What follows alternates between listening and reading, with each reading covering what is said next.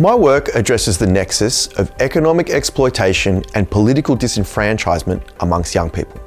Young people are increasingly employed in precarious and alienating jobs, which in turn gives them a precarious and marginal position in public life, and disenfranchises them as citizens in a society where good citizenship is often regarded as synonymous with economic productivity.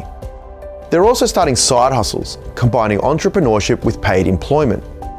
I've interviewed young people who combine full-time work with side hustles in e-commerce, digital content creation, or even baking, all in the hope of realizing their passions and enhancing their economic security.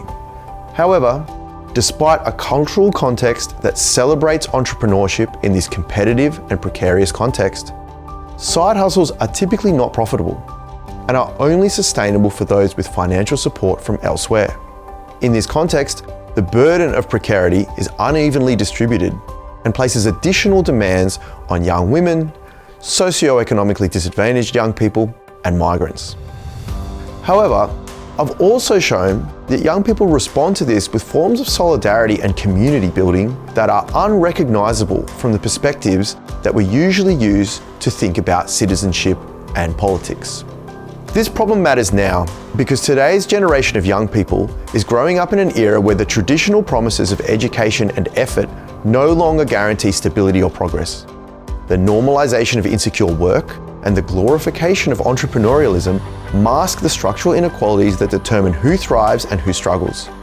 These patterns reproduce hierarchies and inequalities, while simultaneously moralizing youth identities around resilience and self-reinvention.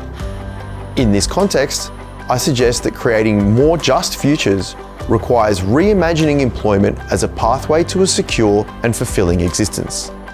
This pathway has eroded over time, but young people are heavily invested in the idea of themselves as workers, and they are asking for work that is fulfilling and that offers them a valued place in society.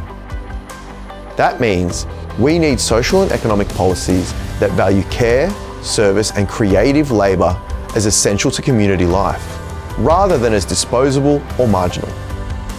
Justice demands not only fairer pay and security, but also recognition of the impact that precarious work has on people's lives.